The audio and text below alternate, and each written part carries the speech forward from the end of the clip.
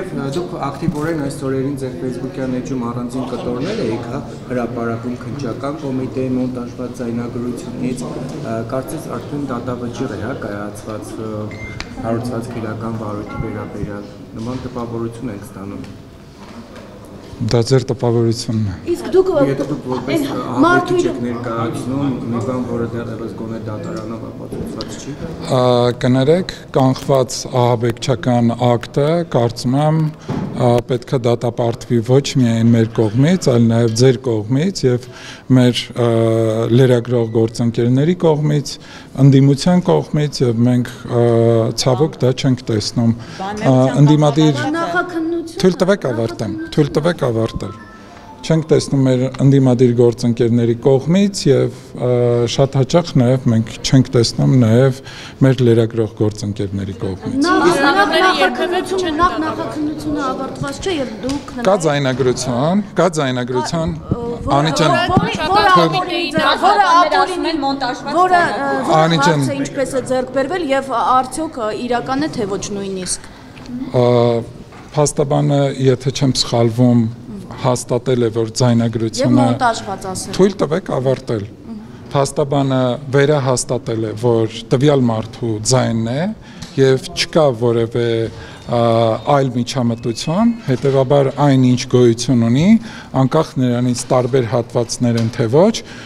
նույն օրն են այդ ձայնագրությունները արված կամ ձայնագրվել են նույն օրը կամ տարբեր օրեր,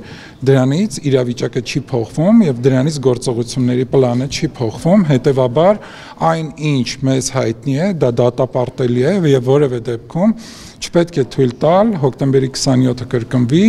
կամ հոկտեմբերի 27-ից ավելի վատ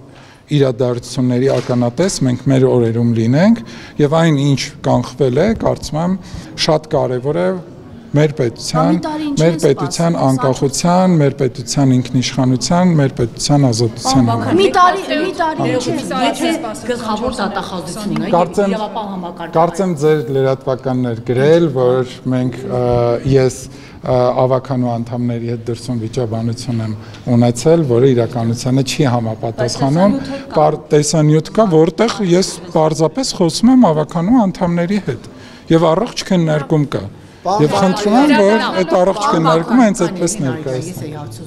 Եթե Հայաստանի Հանրապետության իրավապահ համակարգը քննչական կոմիտեի նախագահ երեք ասաց, որ այո, ձայնագրությունը ամբողջական ներկայացված չի եւ ամբողջական չէին է կարող ներկայացնել, որտեղ անձնական տվյալներ կան եւ այո, կիսատ ներկայացվում է, որ հատվածը որ կարեւոր է քննության համար դա է ներկայացվել։ Հիմա հարցս այսպեսին է. եթե ձեր խոսակցությունները, օրվա ընթացքում ձեր խոսակցությունները իրավապահ մարմինները լսեն եւ հանրությանը կոնտեքստից կտրված իրենց ինչ անհրաժեշտ է դա ներկայացնեն։ Օրինակ դուք որ քրեակատարողական հիմնարկում կհայտնվեիք։ Ես որևէ քրեակատարողական հիմնարկում չեմ կարող հայտնվել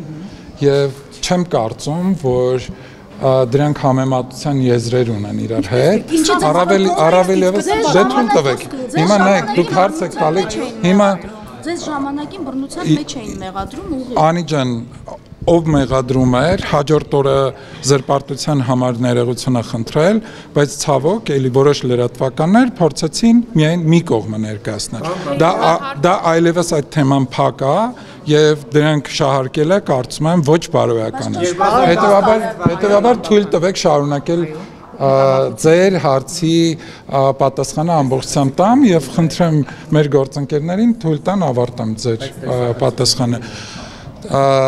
Որևէ կերպ դրանք համեմատելու եզրեր չեն եւ ես որևէ քրեակատարողական հիմնարկում կամ իմ ընկերները չեն կարող հայտնվել, որովհետեւ հիմա խոսքը գնում է ահաբեկչական ակտը կանխելու մասին եւ դուք հիմա որևէ խոսակցություն, օրինակ ես կարող եմ բարևել որևէ մեկին կամ մի մարդու մասին խոսելիս ասեմ ընկեր ջան եւ այդ ընկեր ջանը դուք համեմատում եք